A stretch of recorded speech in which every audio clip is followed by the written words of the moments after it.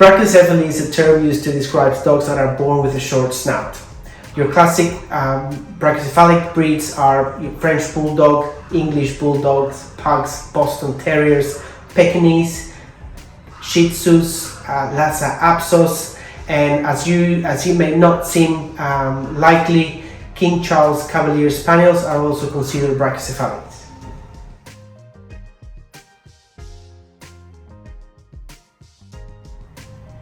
Brachycephalic syndrome, brachycephalic obstructive syndrome, or brachycephalic airway obstructive syndrome is a condition that brachycephalics have. Basically, they are born with a number of characteristics that together will form a syndrome, which is a condition or a disease. In brachycephalics, they can be grouped in two, the primary problems and the secondary problems. The primary problems are issues they are born with. They tend to have from birth, and the most common ones are the elongated soft palate, the stenotic nares or narrow nostrils, and the hypoplastic trachea or a narrow windpipe. Secondary problems or secondary changes arise as a result of the primary problems, and they take a little bit of time to manifest themselves. Secondary problems are an eversion of the laryngeal sacules, and enlarged tonsils, and in severe cases, in chronic cases, they can cause laryngeal collapse. There are other characteristics that brachycephalics tend to present with, not all the time, but it is overrepresented in this breed. One of the most common one is hemivertebrae. Brachycephalics are born with malformations in their vertebral spine, and a few of their vertebrae will be misshapen. This can cause them to have neurological deficits or problems later in life. They also are known to have something called macroglossia, which is an enlarged tongue, which in itself directly contributes to the brachycephalic syndrome. Now, I would characterize that as a primary problem, although the constant breathing difficulties can cause the tongue to become larger. Lastly, hiatal hernias, which are hernias close to the stomach, can also be present in brachycephalics, and they tend to also be characteristic with the brachycephalic syndrome, and it's to do with the amount of negative pressure that are exerted by them in an attempt to try to get some air in their lungs.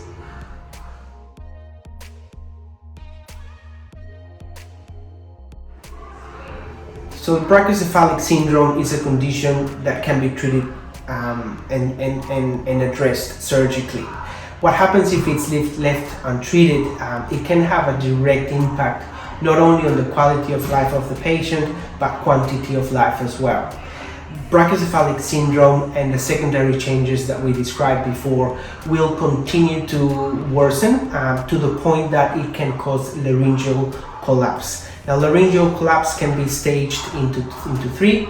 Stage one can be reversible, but if they reach stage 3, it is irreversible and unfortunately non-compatible with life. Patients with stage 3 laryngeal collapse are patients that are required to have a permanent tracheostomy to be able to live. Furthermore, brachycephalic syndrome, if left untreated, will cause a patient to lose the ability to thermoregulate, therefore making them predisposed to heat stroke or heat exertion. These are patients that are unable to exercise. They have lower tolerance to activity or strenuous activity. They are patients that will have difficulties living a normal life and will present with gastrointestinal signs, as mentioned before, due to the gastrointestinal aspect of the brachycephalic syndrome.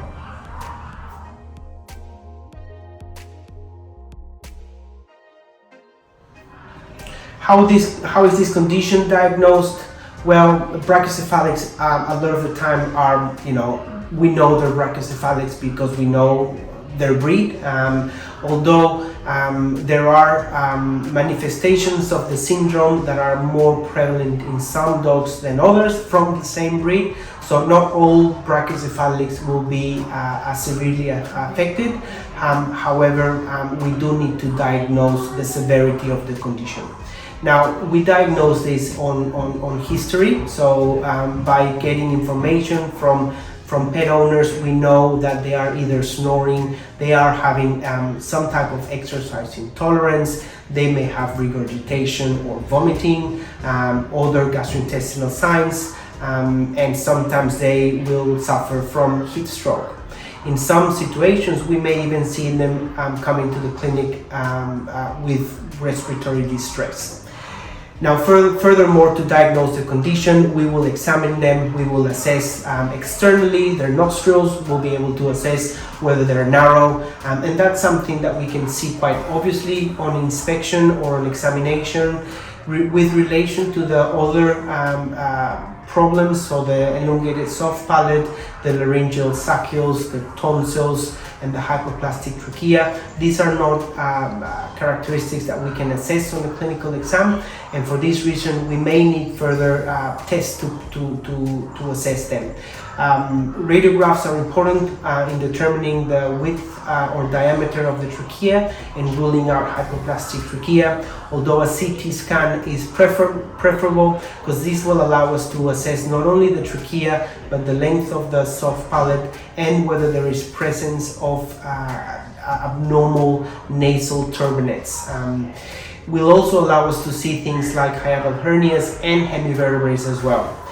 Now, while they have this test, a lot of the time they are anesthetized, and under anesthesia we will be able to assess the soft palate visually and tonsils and sacules if they are present.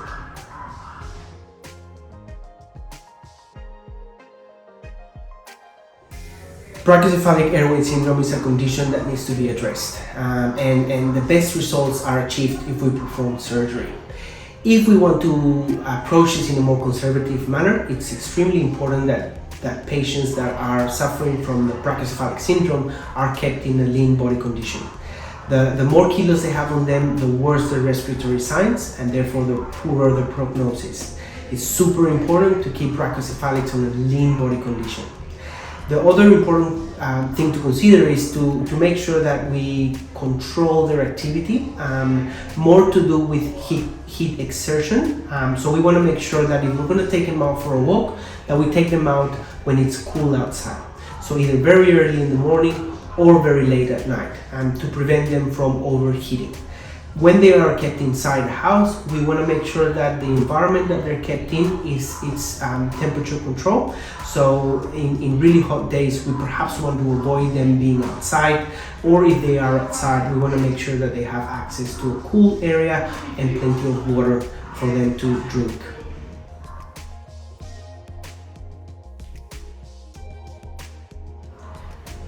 So which surgery is best for brachycephalics? It depends on what they have, or what characteristics they have, or what abnormalities they have. So as mentioned before, the stenotic nares and the elongated soft palates tend to be the most common ones. With stenotic nares, we will cut a little wedge of tissue on the nose and widen the nostrils.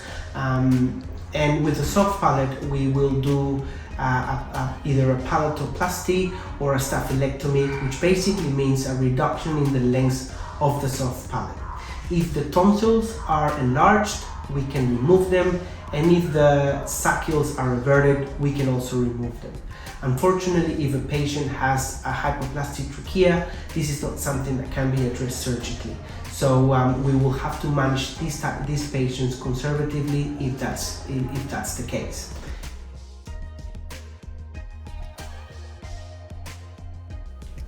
We want to minimize the amount of anesthetics that they have, and for this reason we recommend to have these surgeries done at the time of dissecting.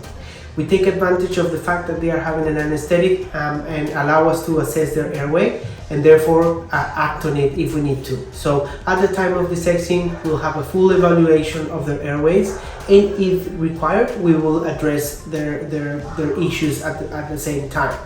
Now there is exceptions to this rule, and it's to do with the fact that if some patients are already exhibiting significant symptoms associated with the brachycephalic airway syndrome, they can still have the surgery done earlier.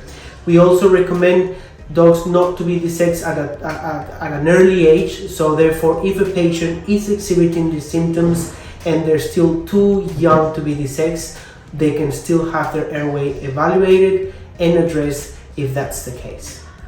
Otherwise, we can perform this surgery at any time in life, but we do need to consider that the more secondary changes appear, the harder it is to correct them and have the best outcome. But not only that, but the later we leave this surgery to be done, or the older the patient is, the higher the risk for postoperative complications.